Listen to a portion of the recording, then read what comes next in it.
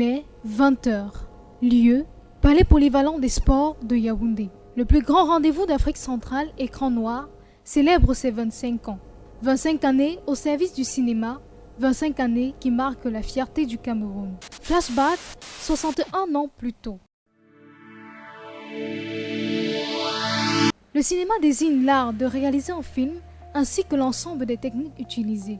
Comme tous les autres secteurs d'activité, il n'a pas échappé à cette image mobile de l'immobile éternité qu'est le temps. Le 7e art au Cameroun prend racine à partir de l'indépendance du Cameroun en 1960, mais débute réellement à Paris avec un documentaire co-réalisé par Jean-Paul Ngassa et Philippe Brunet sur la situation des étudiants camerounais en France, intitulé Aventure en France en 1962. Titre qui va inspirer Thérèse Sitabela, la réalisatrice de Tam Tam, première femme d'Afrique subsaharienne à exercer cette profession, ce qui vaut aujourd'hui le nom Sitabela à la salle de cinéma du ministère de la Communication.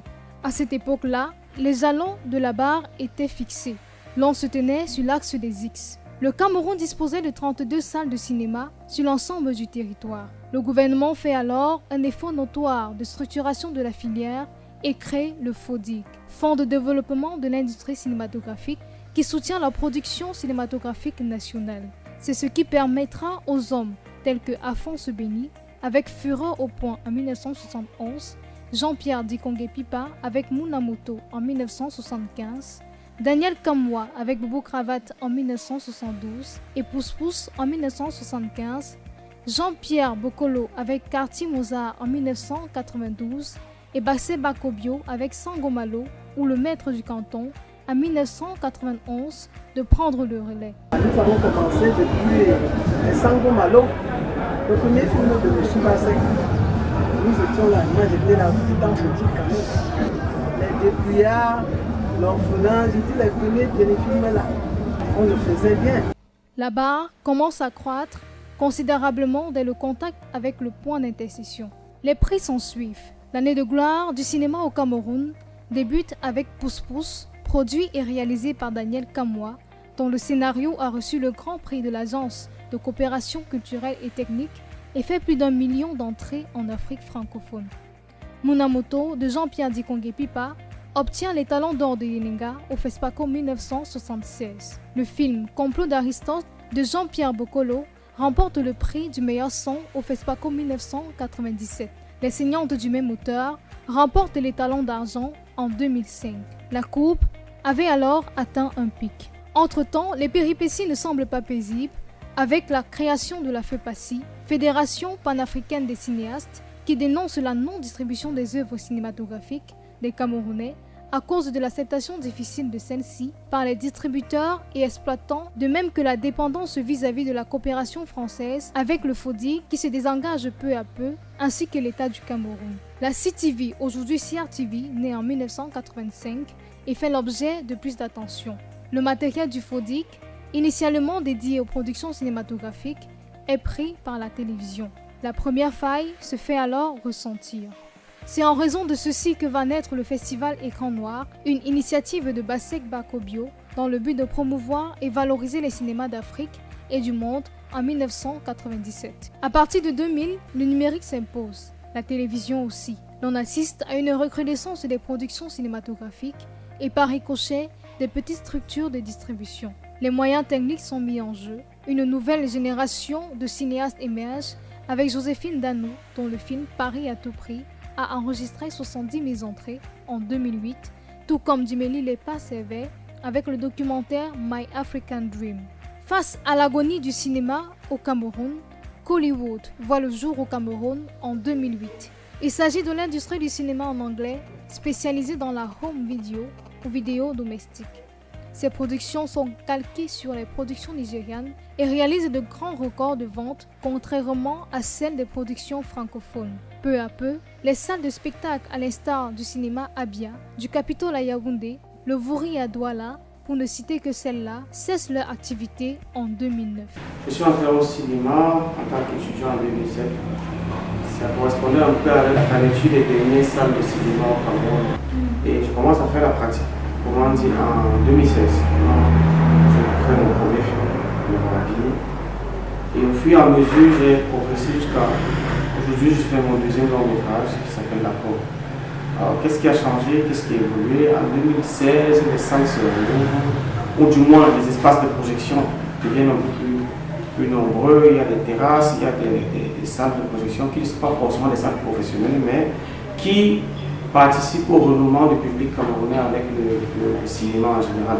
Les années 2010 voient l'émergence d'un cinéma d'animation avec Turbulence de Daniel Kamwa en 2015. En 2017, sort le premier long métrage d'animation entièrement conçu et fabriqué au Cameroun, Minga et la cuillère cassée, réalisé par Clay Edou, qui cette année encore fait sensation.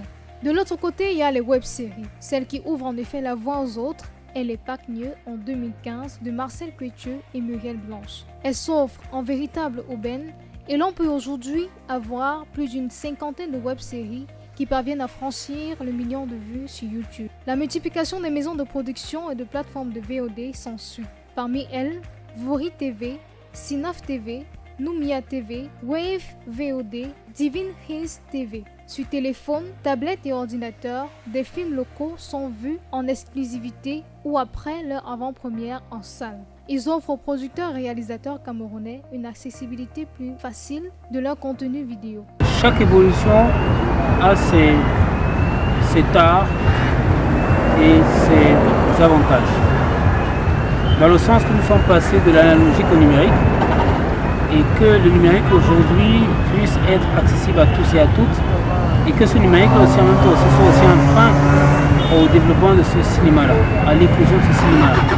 Parce qu'en même temps, qui a un numérique ne signifie pas être cinéaste et peut être vidéaste.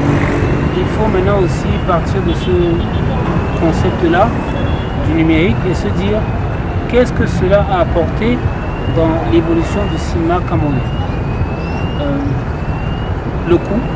Les coûts de production sont moins élevés, les formats de post-production sont moins coûteux. La courbe se relève avec la distribution de 2 films camerounais acclamés par le public camerounais et africain, Thérapie, produit par Antoine Saka et Hermelinde Simo, réalisé par Anoran Wunembom et musique d'Eric, et The Fisherman Diary, produit par Kang Kitus et réalisé par Ena John Scott.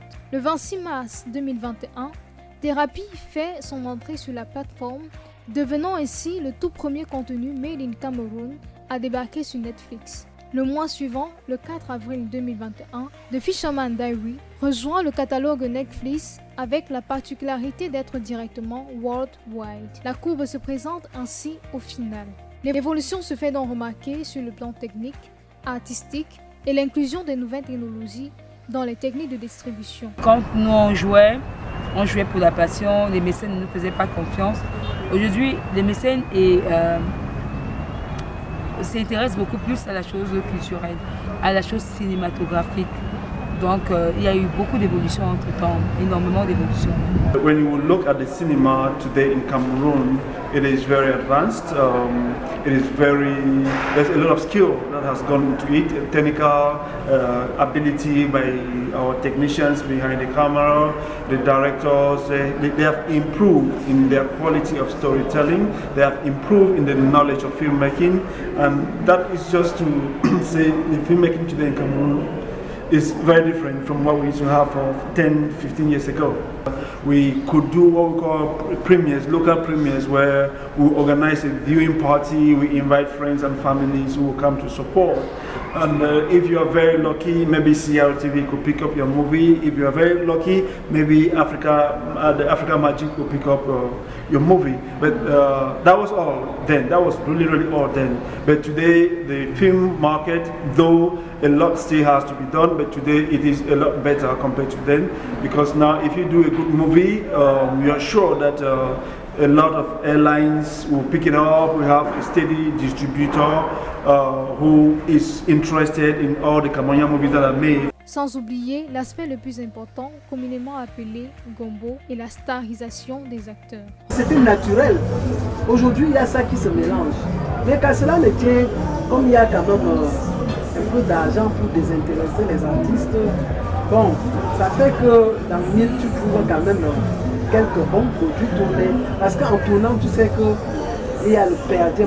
On appelle ça combo. Nous appelons ça combo. La starisation des acteurs commence à prendre forme. On a déjà aussi des acteurs qui sont célèbres, qui sont des stars sur Facebook et qui peuvent d'une manière ou d'une autre influencer la population. Le cinéma camerounais est en pleine mutation, il est en plein réveil et je pense qu'il n'y a jamais eu autant d'énergie dans le cinéma qu'il y a en ce moment. Reconnaissance à nos héros du cinéma au Cameroun, heureux 25 ans au festival Écran Noir et que prospère davantage l'industrie cinématographique dans notre nation.